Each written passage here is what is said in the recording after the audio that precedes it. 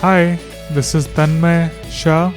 This is Ginberga, and you're listening to Rocklaz Radio. On today's talk show, we have with us Aaron Haber. A bit about him. He's a writer, comedian, and he wears a lot of hats. He's a graduate of Chicago's Second City. He's a recovering comedian who has appeared in Comedy Central, MTV, and America's Got Talent, as well as taught comedy masterclass at Princeton University and hosted and produced Tuesday Night Laughs at the legendary New York Friars Club.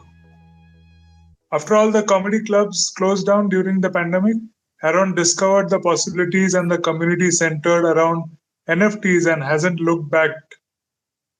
Hosting his daily NFT Innovation Society chats, and creating a new literary NFT world with his non fungible fiction, Haber is thrilled that his first love, comic books, superheroes, mythology, is coming together with his new love, NFTs. So, welcome you all to the show, and some drum rolls for Aaron before he begins.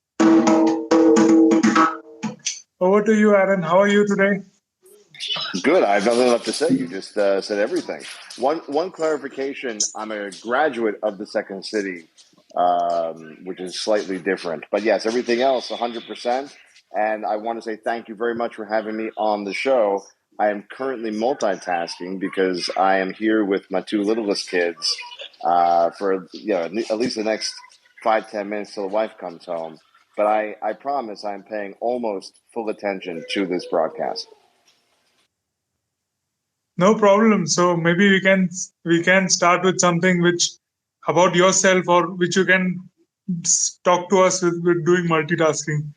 What would you like to share about your personal life, and how did you get started in comedy? I've always been involved in comedy. And by the way, hello everybody in the room. Nice to see you, and hi everybody that's listening to this in the recording. I've always enjoyed making people laugh and having fun. There was never an epiphany where I said, "Oh, this is what I want to do." It's just always what I've been doing.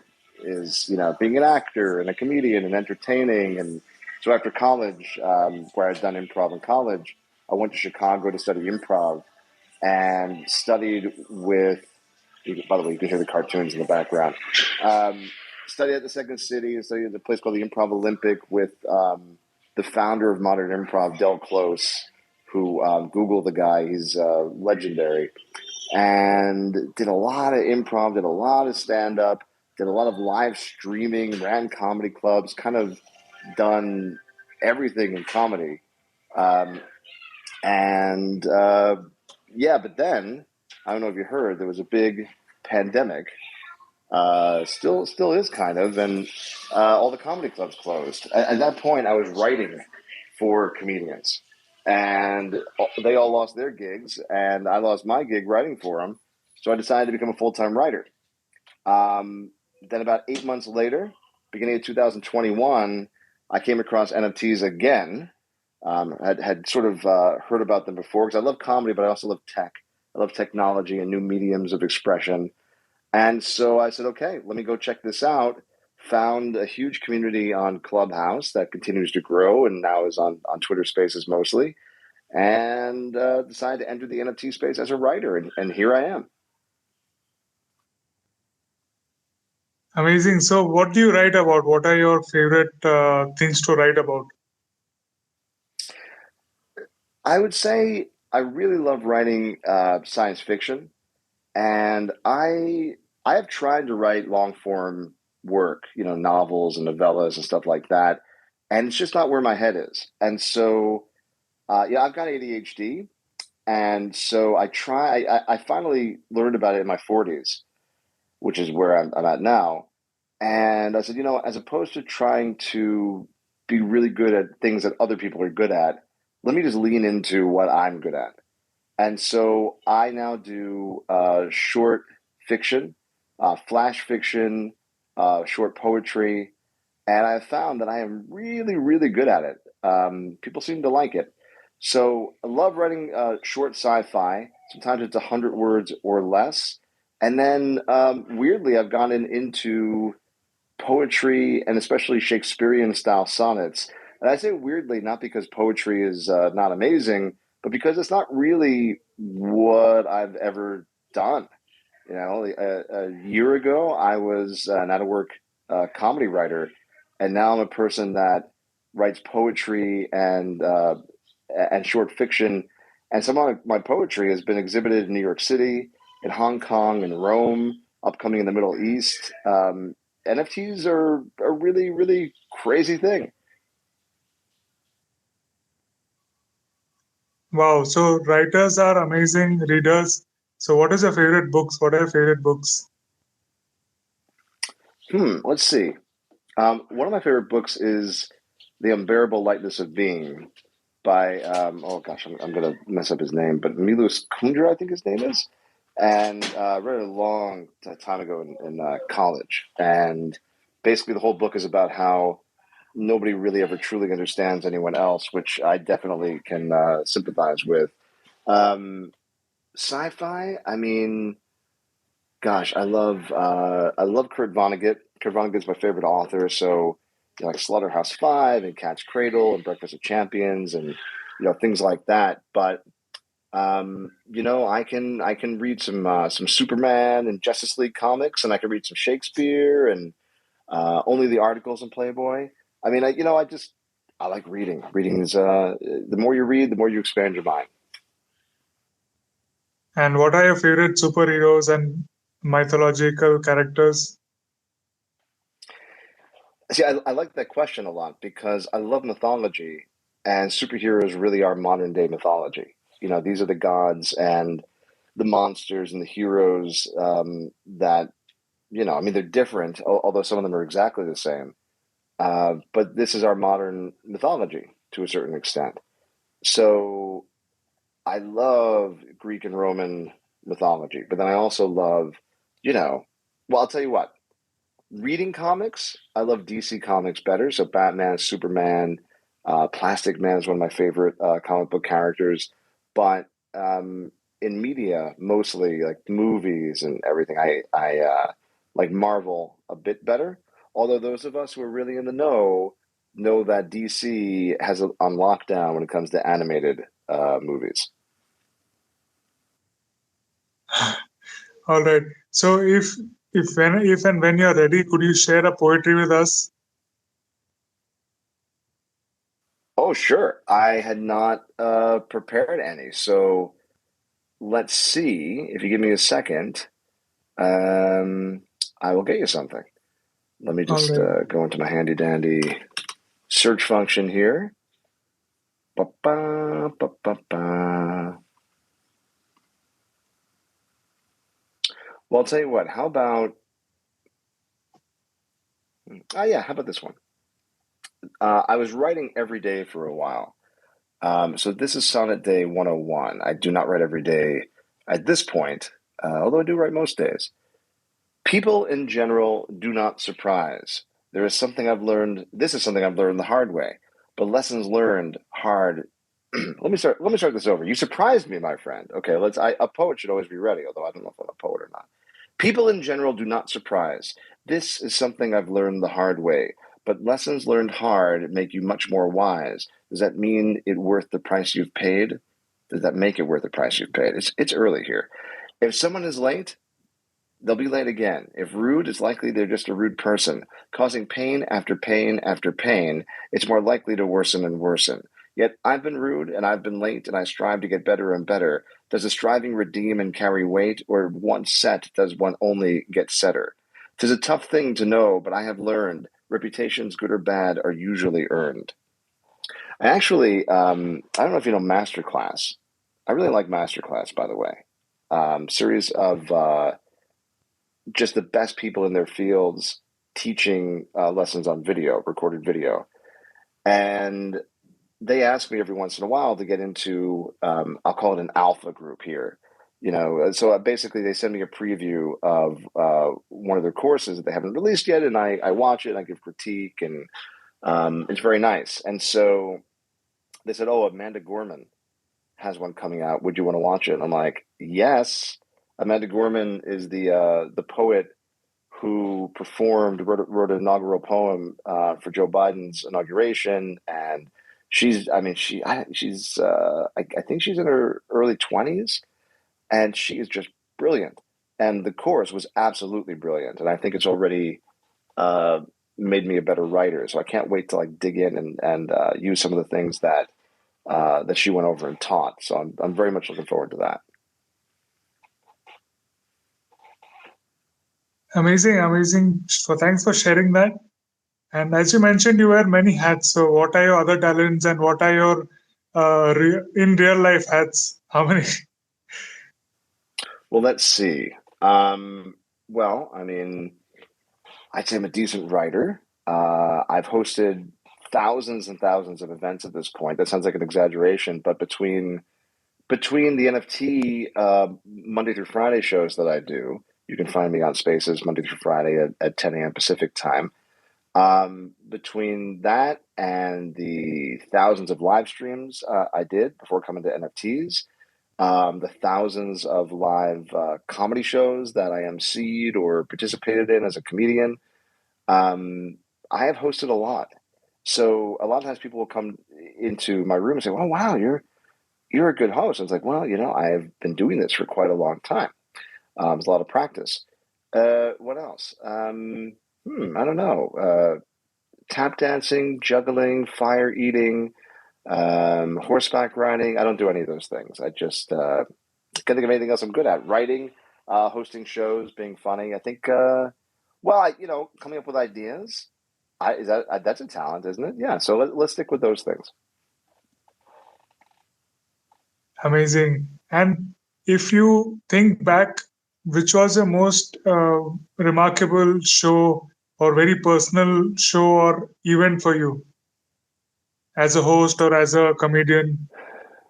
Well, well. So I was so okay. So I'm from New York, and did comedy in New York after living in Chicago. Went back to New York, did comedy for a while, and there's an organization called I believe it's called the Line of Fire. Is that what it's called? Gosh, I hope I'm not getting it wrong. Um, and it's an organization to support the widows and orphan children of NYPD and NYFD, New York Police Department and Fire Department families. People that have been killed in the line of duty, whether it be in fighting fire or police work. And they have, in addition to doing a lot of other things, they have a luncheon each year.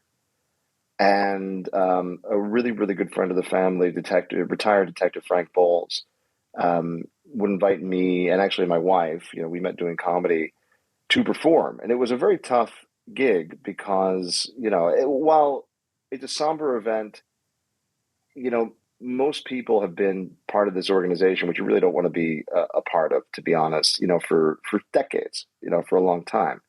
So it's really a chance for people to get together and see each other and see friends. And so they would have singers come, and they would have, the police chief would come, and people, lot of important people would come to pay their respects. And they asked me to come and do comedy, and it was a very, very tough gig, because you go after Police Chief Ray Kelly, who is thanking everybody for the sacrifice that their families made, and then they're like, and comedian Aaron Haber, and I am not a clean comedian when I work, but in that luncheon, it's children. There's a lot of very older people. There's older people there, and so the material has to be really, really, really clean. And to be honest, I don't think I did all that great of a job each year. I really tried very hard, but that was a very, very tough gig. But it meant a lot to me to be invited. It meant a lot to me to be able to perform in front of that crowd.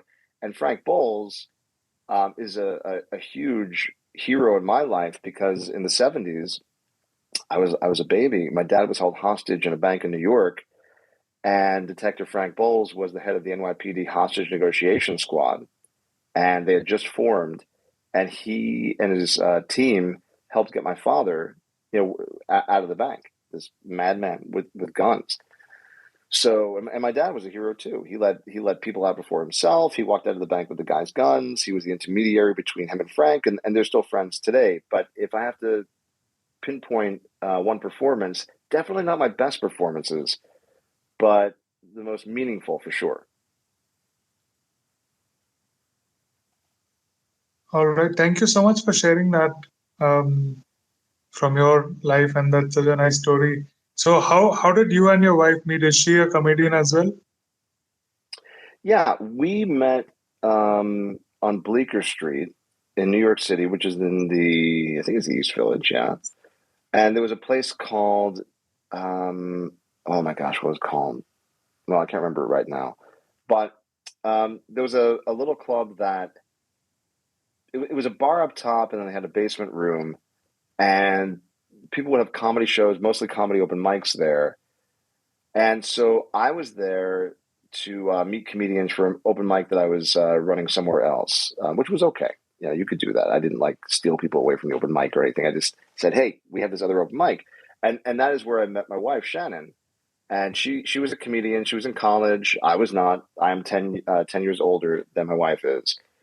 And yeah, we just met. We didn't hang out for a few months, and then we started dating. And and people were always like, if you're a comedian, do not date other comedians. Just don't do it. It's horrible. And I'm like, yeah, I know, because you can end up married with children, living in the desert. It's something that you want to watch out for. But that is how I met my wife. And little known fact, I was actually one of the people instrumental in getting comedy to that place called the Village Lantern. That's what it was called. I think it is now closed, but for, gosh, 10 years, maybe 15 years, they had comedy almost every night. And I was the person that convinced them to do that. And I guess it worked out well. They never paid me for it, but I did end up meeting my wife. So I guess it worked out well. So it paid off. Okay. So are they doing it online? All these clubs you are talking about, have they come to the new medium through clubs or spaces? No. Comedy clubs are, I would say comedy clubs and comedians are skeptical. Well, comedians are skeptical by nature. It's part of what we do, right? We look at things, and we find the holes. We also find the connections between things too. But they're sort of slow to be okay with new things. And I mean, here in the NFT space, we know that the vast majority of people are slow to try new things. Just say on any social media, "Hey, I make NFTs." People are like, "Fuck you." You'll get a lot of that right now. Um, I actually opened a fully digital comedy club. Well, 99% digital. We had like 14 seats. It was in a little office in Studio City, Los Angeles. And the comedians hated it. It's actually how I started to become a live streamer, because I was trying to live stream comedians' performances to get them um, fans all around the world that would then pay them online. And I said, okay, this is a good idea. This will work. And it did not. The comedians didn't like it. They were like, "There's no audience here. How can I possibly perform?" And everyone's going to steal my material, which mostly was said by the comedians who, nobody wanted their material, right? But as I kept doing the live stream, people were like, "Oh, Aaron, we like you. Can you do more?" I was like, "Well, if the comedians hate it and the audience wants to see me, fuck it. I'll close the club down. I'll just be a live streamer." And I see my friend Steven in the audience, and I met Steven when I was live streaming, and we became friends. And I'm happy to say we're still good friends. But the comedians were not into it. Now I'm doing a comedy project that's going to be launching in a couple of months with an Emmy Award-winning comedian, Brian Kiley, who was Conan O'Brien's main writer for a long time. He was on Letterman, Conan, all kinds of stuff. And honestly, the way that we hooked up, I mean, we know each other from comedy, but I was just, every once in a while, I'll admit, I still go on Facebook to see pictures of my kids. And, I mean, I live with my kids, by the way, but my wife posts the pictures on Facebook. So he was like, "Hey, anybody know about NFTs?" And all of the answers were, "Yeah, they're fucking bullshit." I mean, that was the basic answer. I just messaged him, and I'm like, I do. I run a show called the NFT Show. I've sold thousands of NFTs. It's been really good to me. I'm happy to answer anything you want. And that conversation turned into a project that we're going to be launching, like I said, in a couple of months. So that's very exciting. And I think that it's going to open up. Now, there have been people that have done comedy NFTs, and I am sure that by the time we launch, there'll be 8,000 comedy projects before we launch. That's just the way things work. But stand-up comics have not really gotten into the space in any major way. And I think just like fine artists and other types of artists, this is going to be an amazing tool for comedians to monetize their career, their performances, their material, everything, without losing any rights to their assets. So I think it's going to be a big deal for comedians, just like it has been for other artists. It just struck me an improv session would be a nice idea. They don't have to think about losing any material, and plus, it's improv is always funny. And as you were mentioning, you have done a learning schooling on college on improv. So about improv, would you be willing to host a session in coming days? Number one. Number two, any improv tips or any activity you would share with the audience? All right, so the second question is any tips about improv? Yes. Okay, well, I'll start with the second question. Any tips about improv? Well, let's see. Well, I'll try to have it also be meaningful for people working in NFTs. Yesterday in my show, we were talking about social media, and especially Twitter, and what to tweet out. And one of the questions was, do you write about everything on Twitter, or do you concentrate on one thing? And my answer, my friend GBA was there helping me, was I said, it's very similar to stand up, and I'll get to improv, I promise. It's very similar to stand up, where you really want to pick a point of view, a persona, perhaps, your voice, and you really kind of want to stick with that, which is not to say you should be inauthentic. You want to, I guess, some people play characters in the NFT space, but for me, I'm mostly myself. But when I'm on Twitter, I am really talking about NFTs 99% of the time. I'll do it in my own voice and I'll be funny about it, but I'm really talking about NFTs, whether I'm tweeting or doing a show. Same thing with stand-up. With a stand-up, if you have a persona and then you completely change it up, the audience is going to get confused and even angry.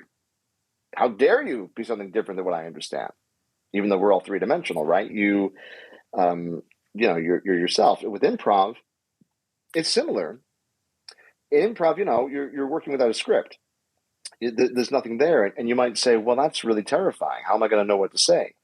But if you choose a character to play in that scene or that show, and you stick to that character, and you just think about what the character would say, all of a sudden it becomes very easy, because it doesn't matter what you're talking about at that point. You just understand what your character is about, and you talk through your character. So that is a way, when you're doing, whether it's a game, short form improv, or more theatrical long form improv, that's a way to not worry about what to say on stage. And to your first question, would I host an improv session? I don't think so. It's not a bad idea, and I'm sure someone's going to do it and be great. But there's only so many hours in the day. There's only so much bandwidth. I'm right now. I'm very happy doing my daily NFT show, which a lot of people are, in the audience here have come to, and I appreciate that. And then working on the projects I'm working on, Deus Ex, and also the Brian Kiley comedy project, which may end up being the official name of it. I'm not sure yet. Could you share more about that project? Well, now, first of all, here's the thing. Like in the past, I would have had trouble saying no. I would have said, "Oh yes, I should run an improv show on Twitter Spaces," because one, I don't like to disappoint people, but two, I don't want to lose an opportunity, right? Oh, that's a good opportunity. I should do that. Maybe somebody else is going to do that, and I should do it. And you get to the point where you're like, there's diminishing returns. If you do everything and you say yes to everything, then the things you really want to do are going to suffer. And so I think it's important for people to pick what they want to do stick with that to a certain extent, which is not to say you don't look for other opportunities or avenues to do interesting things, but you have to be very, very picky. Otherwise, you find you have no time to do anything, and it does not make you a good person to work with. Um, and I totally forgot your question beyond that, but I think it was a great answer, even though I probably didn't answer your question. Oh, yes, you did. And thank you for that. Sticking to the Okay. character is a nice thing for doing improv, maybe short or long. And you answered about the hosting sessions. Yeah, thank you. So my next question would be, I ask this to many people who are always happy and in comedy and stuff like that. How do you not take life so seriously? And how can we crack jokes on the situation rather than taking things personally? Well, one, I've got to correct you. I Nobody is happy all the time. And I think that that's really important to understand, right? Even the people that are sort of choosing their persona to be very happy and very let's fucking go and all that, and that's great, by the way. I'm not flaming anybody here. Those people are not happy all the time, and I think that it's very important because if you're coming into the space, especially if you're younger and you see people's public persona and you hear people's public persona and they're happy and they're having a good time, that's what they've chosen to do because people like that. You can make the mistake of thinking that that's how they are all the time, and then that leads to, why am I not like that? And then you have to strive to be something that is impossible, and it creates this. It can create this cycle of why am I not happy, which only is going to make you less happy. I don't even strive for happiness. Happiness is a fleeting emotion. I strive to be content, and I strive to do things that make me feel satisfied. Um, and a lot of times you'll find that it's putting in a good day's work. It's also being in the service of others. I love doing the NFT show that I do, and hearing people say, "Oh, Aaron, your show's really helping me," and that's an amazing feeling. So I'm not a happy person all the time. In fact, I think I'm pretty famously not happy all the time. I'm the guy that says we're not all going to make it. We can all try, and those that try have a very good chance of making it. No guarantees either way. No guarantee you're going to make it. No guarantee you're not. But no, I have a diagnosed anxiety disorder. I am the opposite of happy all the time. And comedians are generally not very happy people. I'm trying to think of like if you were a comedian hanging out with other comedians and you met a happy comedian, you would be like, okay, can I please see your psychiatrist? Because I would like to take whatever you're taking. Most comedians are not happy at all. So I don't really have advice on how to be happy. I think that if you're doing something and you're unhappy, that's a signal that maybe you should figure out how to stop doing that thing. Um, but in terms of like not taking yourself too seriously, yeah, I mean, or taking things too seriously, um, look, I mean, everybody has to be who they are, and I think that's okay. And I think that if you understand yourself and you're good with that, that's good. And if you think there are things you want to change, then go about changing them.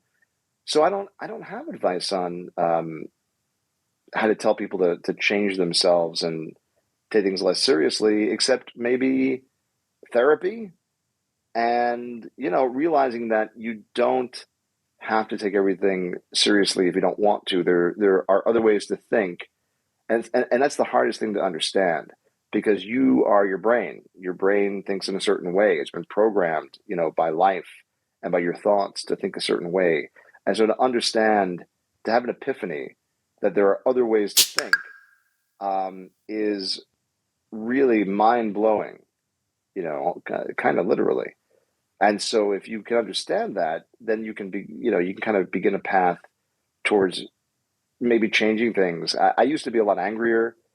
Um, I'm like, I think right now I'm like 90% helpful and 10% jerk. And everybody is a jerk sometimes, right? But I think definitely I used to be about 69% jerk and 31% helpful. And so I've worked very hard to try to change the way I think about things, which then changes the way that I react to things. Uh-huh. That, as you're speaking, it reminded me of a very famous Indian movie called Mera Naam Joker. It means my name is Joker. It's a movie about a clown's how he has to make his audience laugh in spite at the cost of his own sorrow. So I'll put the link in the show description and share it with you also. You'll really relate to it and have a good time watching it. So thanks I for will learn how to sharing. speak Hindi, but also, There will be an English version on it. I'll find oh, I that see. link. Clowns are also difficult because not only are they not having a good time, but neither is the audience. So that is really a difficult art form. Okay. And about NFTs, how has your journey been till now, and what are you planning to do? And I love your space. Actually, I came across you and the whole thing you get. It was very valuable space about how NFT artists should take care of the artist, nurture the artist, find the collectors, nurture the collectors. So please share us your journey about NFTs and couple of tips for one-of-one NFT artists. Hmm. Well, so my journey has been, for the most part, pretty great, and but also, there have been some terrible days too, and I think that's important to understand. Um, if I had one theme for today, it is my kid has watched this. So I don't know what I guess it's like a video on mindfulness um, by this woman that does these videos called Cosmic Kids, and they are great. They are so great. And she did this one where she's standing above a pond, and there are all these fish swimming around, and she said, she said, okay, you are a pond. In the pond, there are fish. Each fish has an emotion. You are not the fish. You are the pond. So the happy fish may swim by, but you are not happy. That's a fleeting thing. You are the pond. A sad fish may swim by. You are not a sad fish. You are the pond. Experience those emotions and let them, go by and realize that you are the pond. And these are just things you're experiencing, which I think most people think they're the fish. So the reason why I'm saying this to your question is that, I think everybody in this space goes through really great days. You sell your first NFT, or even somebody, quote unquote important follows you on Twitter or something. Whatever your victory is, good. That's going to be fleeting though, right? But also important to know is that, the really bad emotions are going to be fleeting as well. And so I remember I put out one of my first collections, and I thought people were really going to be into it, and nobody bought any, and I was just crushed. And I just have not. There were very few times where I felt emotionally shittier, which maybe means that I've had a pretty good life so far. Okay, fast forward like 3 hours later, and the collection basically sold out. And that was a huge emotional roller coaster, and it also showed me that, like, don't worry so much about what's happening right now. Just keep doing your work, and do the best you can, and things might happen. No guarantee. Um, so I've put out work that has been collected, that has been shown in museums around the world, which blows my mind. I've put out work that is still sitting there, that nobody's bought yet. I've done a big collection, and we sold a lot, but we didn't sell that many compared to the collection. So that was like a victory, and it's also been a very tough project to work on. Um, and the ups and downs, right? So, but through it all, I stay in the space because I believe in the potential of what we're doing here. I believe in the potential that this is still a digital renaissance and a digital revolution, artistic, that artists can finally start getting paid what they deserve. The landscape is shifting, at least for now, a little bit, where artists have more control of their work. They have more control over their relationships with, other people, like, marketing and gallerists and curators and stuff like that. And then, of course, the potential of secondary royalties that could that could, get an artist passive income on the work they've already created for the rest of their lives and beyond. It's where artists maybe should always, where we should always have been, but now we have an opportunity to be there. And we're in early days, so not everything is perfect yet. Maybe it'll never be perfect, but that's really exciting. And so good days, bad days, I still think about, okay, what am I trying to do in the space? How can I go about doing it? And also being able to learn. Everybody here is learning, right? If you think that you are an expert and know everything, then that's when you have to realize that you're completely wrong. You can pick up knowledge, you can know things, but especially in this space, everything is changing all the time. There's always something new to learn, right? So I say, with my NFT shows, people are like, oh, thank you, I learned so much. And I'm like, I learned from the crowd too. I choose topics that I need and want to learn about, and then it's a discussion. And if I have something to add, that's great, but then I'm also picking up a lot of information as well. I'm in a group with a small group of friends that we help each other, with different things, learning about projects and learning about new tools for creators and even collectors and stuff like that. So if I have advice for one artists, it is to be authentic to yourself. You can experiment with different forms and everything, but don't chase after what you think other people want, because they may just not know you yet, and they may eventually want you a lot.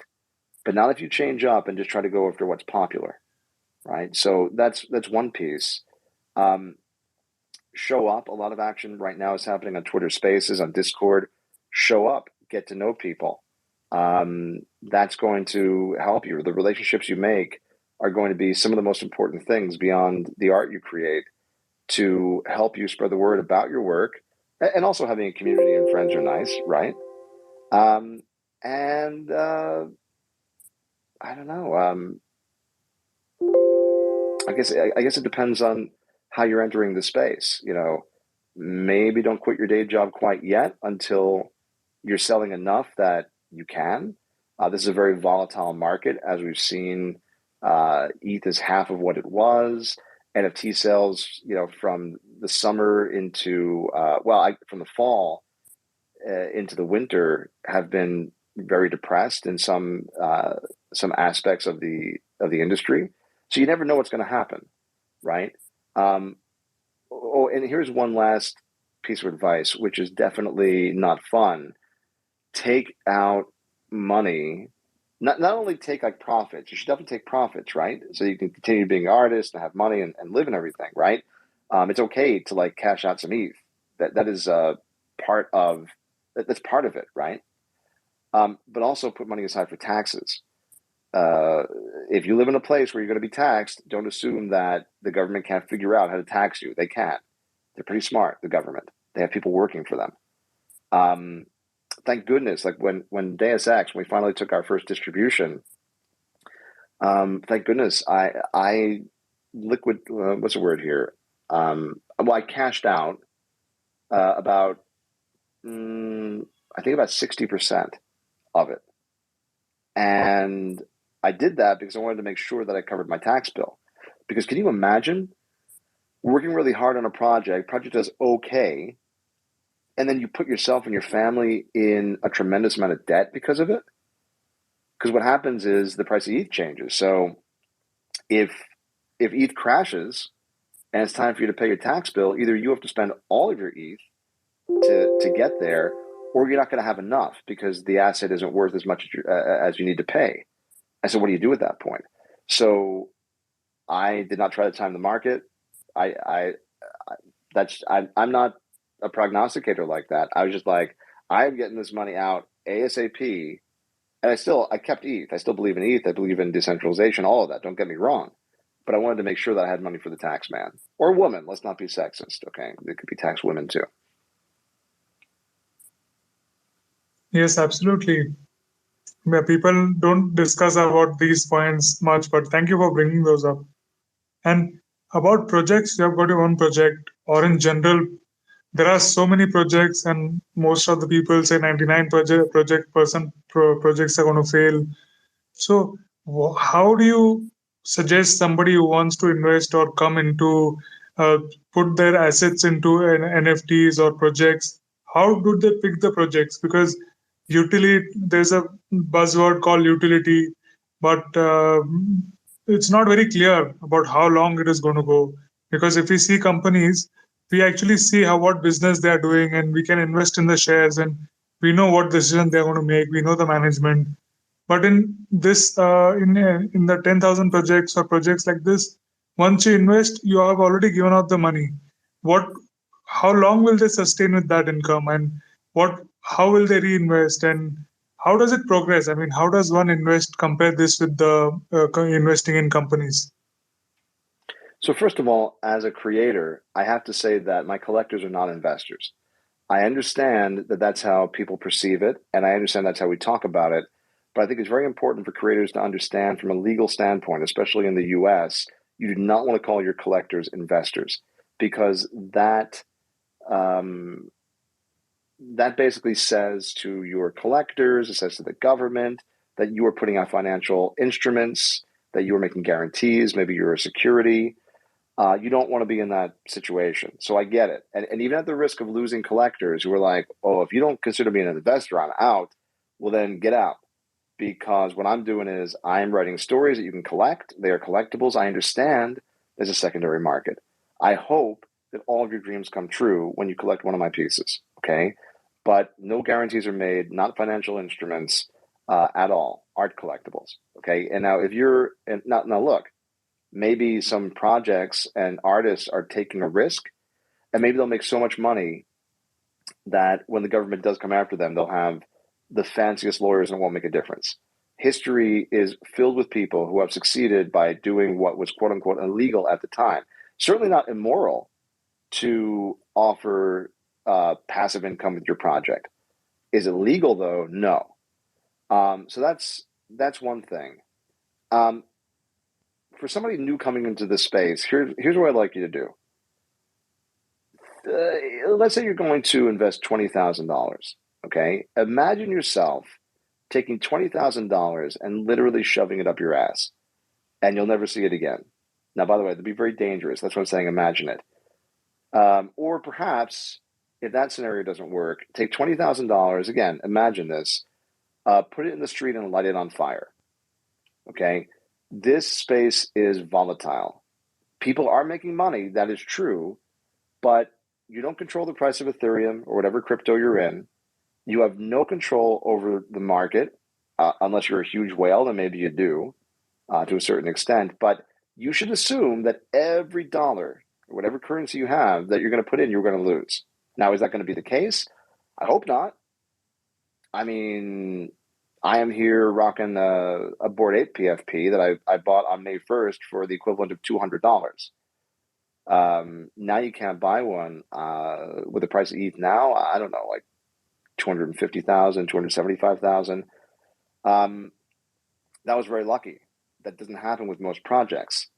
So how do you pick projects? Well, I mean, it was one of my New Year's resolutions was to become a degen, meaning to understand that side of the market. And that is definitely a different side of the market than where the creators are at, although some of us do both. So what do? I go into a lot of degen rooms.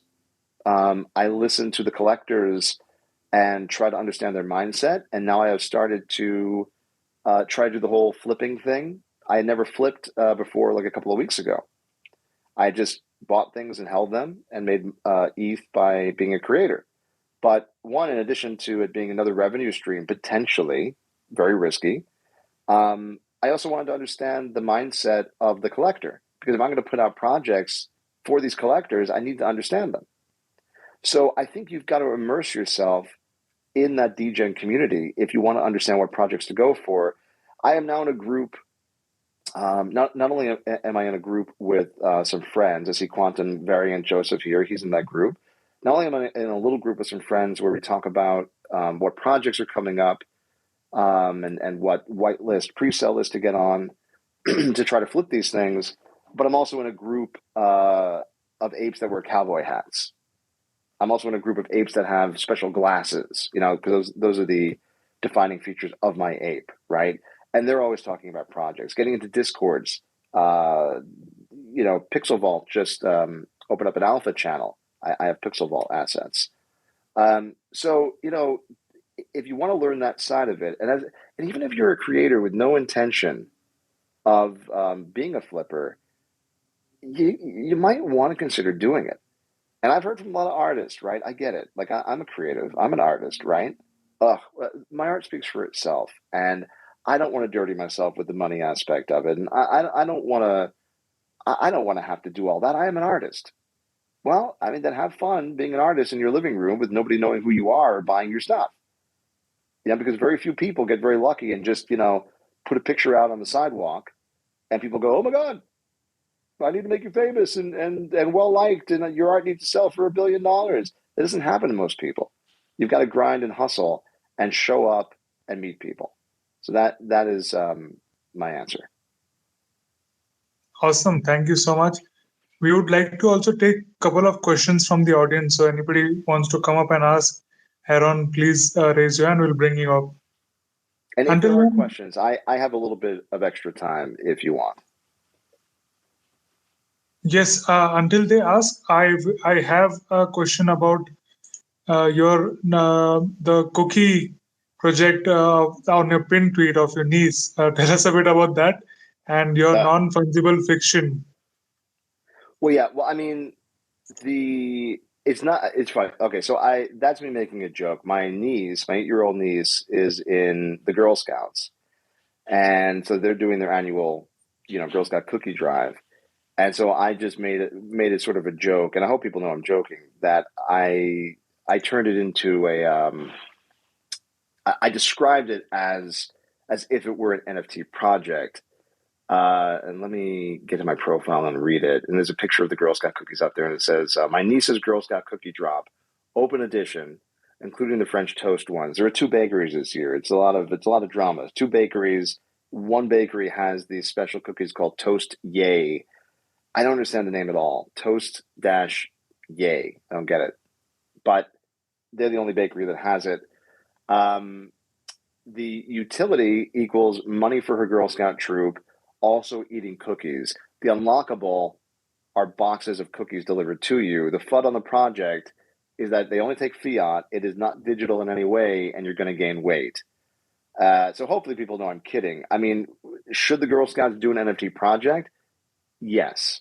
Should the Girl Scouts, in addition to selling physical cookies, sell digital cookies?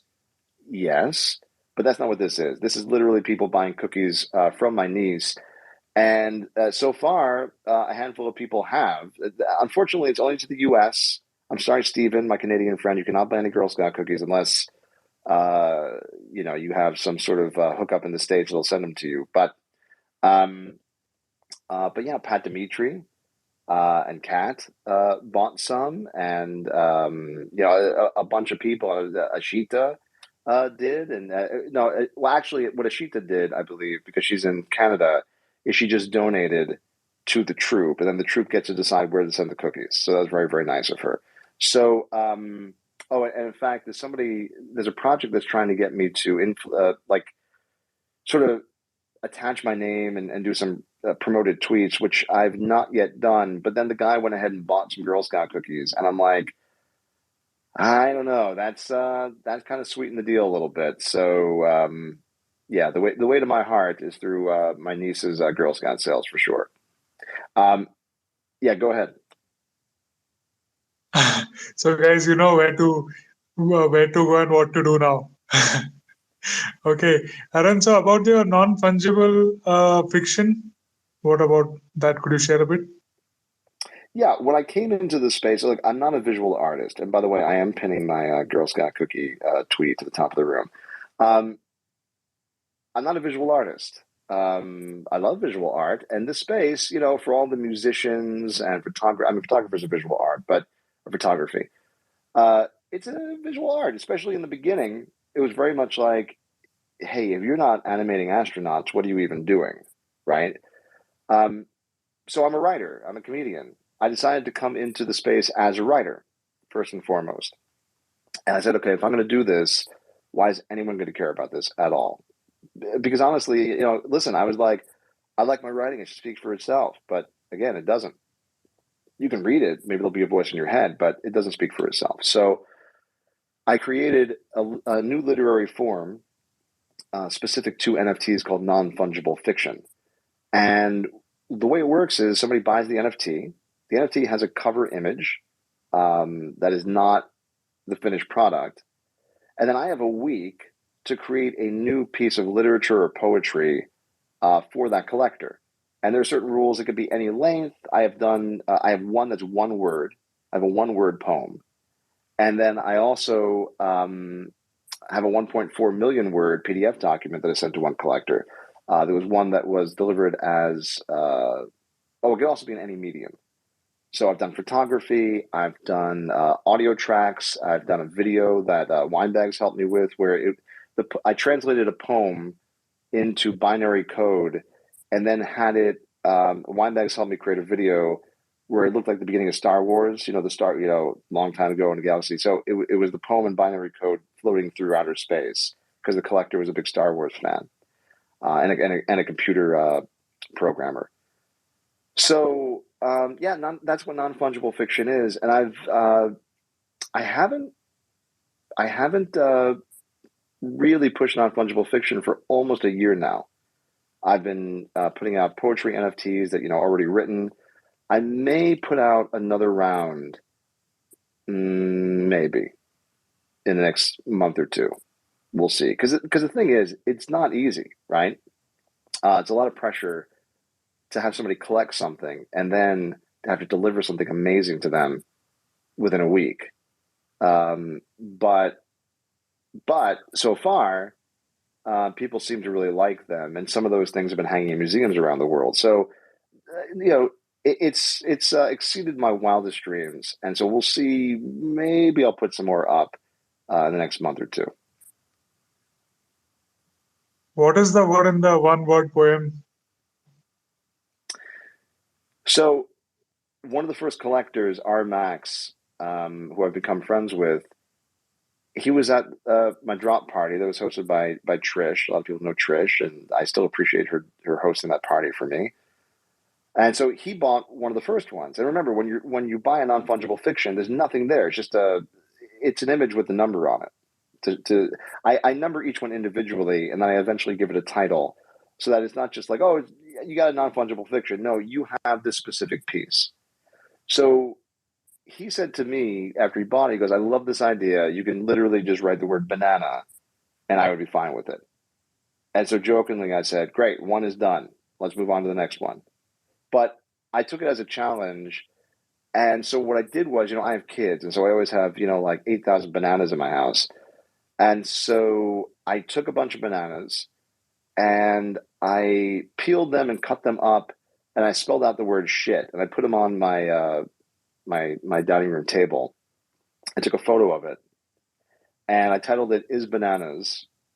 And so it is a one-word poem, which is the word shit written out in bananas, delivered as a photograph. And that image, I believe that image has now been featured in a gallery in New York City and a gallery in Hong Kong and a museum in Rome. So, shit's crazy here. And there's a lot of different levels to it. I understand it's ridiculous, but the shit is bananas, and is the piece I made just absolute shit? And NFTs, this shit is just crazy. And luckily Ryan, thought the same thing, and so I was happy that my collector got it without me having to explain it, and liked it. Certainly, maybe another collector would have been like, "What the fuck did I just pay for?" But yeah, he liked it and still.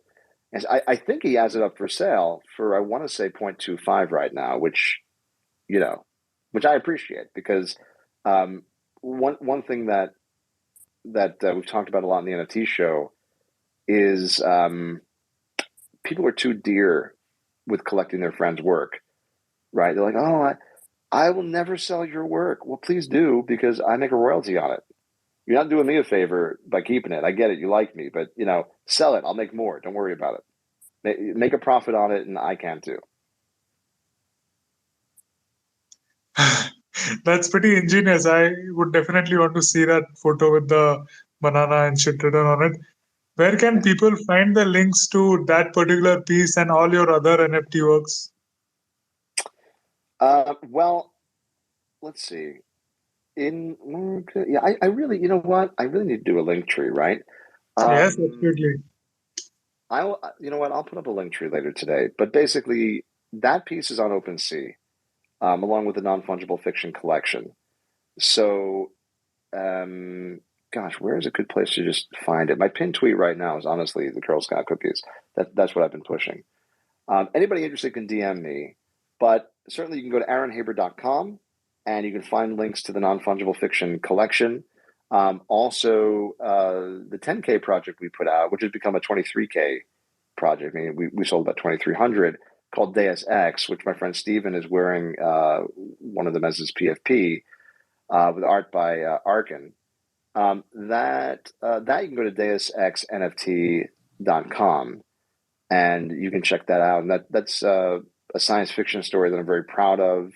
I'm the chief editor and writer there, but certainly helped from my teammates with the story. But yeah, that's where you can check out my stuff. AaronHaber.com is a good place. Also, I anybody will can also DM me here I'll on take Twitter. links from you and put it in the show notes. So thank you Okay, for thank that. you. And my co-host Laura has a question for you. Hi, Aaron. Thanks for being here. My question is, what is in your bucket list? Like, what are the things that you definitely want to do in this lifetime? See the places or whatever, open page. What a great question. I mean, first thing on my bucket list is to buy a bucket because they're so functional, and I don't have a bucket as far as I know. I might there might be one in the garage, so that might be an easy way to check off that first item on my bucket list. Um, Gosh, I don't know. I'm not an adventurer, you know. I my favorite president is Teddy Roosevelt, right? And I know now that we're looking back on history, was he a great guy? Was he, whatever? But I love Teddy Roosevelt. I'm from Long Island. He was from Long Island, even though he was born in Manhattan. And what an adventurer! What an adventurous life! And I'm like, yes, that is who I want to be. But um, I try to be adventurous and brave, but I found that I really hate it. I don't like adventure. I don't like climbing mountains. I don't like zip gliding. I don't like horseback riding. I don't like any of those things. I've done those things. I don't like any of them. I don't need more adventure. I do love traveling. And since I met my wife, especially, I've been to a whole bunch of countries. But certainly, there are more. Um, as I make more and more friends from Africa, I definitely want to go to Africa more. And not only visit, but just see the continent and um, look around. And I haven't been to Australia and stuff like that. Bucket list. I don't know. I mean, I used to want to be a famous comedian. Used to want to be on TV. All that. Yeah, I don't know. I mean, I'm a homebody. My bucket list is like getting up and doing what I want to do and seeing my family and not having to do shit I don't want to do. And in that respect, I've achieved my bucket list and I'm pretty happy about it. But I'll have to think more on it. I don't think there's a lot. No, I don't know. Maybe make enough money so I can buy a home on an island somewhere. It's kind of I don't know, a materialistic uh, bucket list. But yeah, it's a great question. I don't have a great answer. You had the best answer I've ever heard. To get a bucket Good one. Besides the bucket, yeah. All right. So we are coming to the end of the show. What words would you like to conclude with? Well, this is a piano concerto that I wrote for this interview today. I'm just kidding. I don't play piano. I'll tell you, on my bucket list, I would like to be able to learn how to play piano. I've tried my entire life and it's never stuck. That would be a bucket list thing. Well, to conclude, I just want to say thank you. I mean, I've spoken a ton about me, about my writing, about my comedy, about my love for NFTs and the community. I don't think I have anything left to say. I just want to say thank you for hosting, and thank you, Laura, for doing a great job co-hosting. And yeah, I just want to say thank you. Thank you, Aaron. Thank And you. I said this before, but yeah, I'll say one thing that I do really love the NFT show that I do, which a lot of you come to, and I appreciate that. Monday through Fridays at 10 a.m. Pacific time. And I guess if I was going to say anything else, I would say hello to Darkside and to Art by Heather and to Steven and to Azad, who I recognize. And of course, I've already said hello to Quantum Varia Joseph. And the rest of the people, it's not like I don't like you. I just don't recognize you from the show, but maybe I should. I also have a terrible memory. But, that's what makes this space great is the people that you hang out with and communicate with and you see all the time. And so in addition to me being really awesome, so are all the people I just mentioned. And so it's I don't think I've ever been happier than the last year being in NFTs. And a big, big, big part of that, the major part of that, is just the community and the friends. So that's the last thing I want to say is hi to everybody in the room. Thank you so much. It was great to have you. I wish we had more time. We're definitely looking forward to do another show with you. Let's do something on improv, or we can talk about it. To everybody, please. No, I've already said no. Stop pressuring me. I don't give in to peer pressure. Okay, no problem. So everybody do follow Aaron if you are not already. Thank you for listening in. Do connect with us on Twitter and Instagram for updates of new shows and to participate with us. All the links have been mentioned in the show notes. Another thing, we have got some amazing NFTs for you. I have a collection of 3D animated, abstract and figurative NFTs. If you want to have an immersive experience of my artworks, I would insist you to visit my virtual gallery.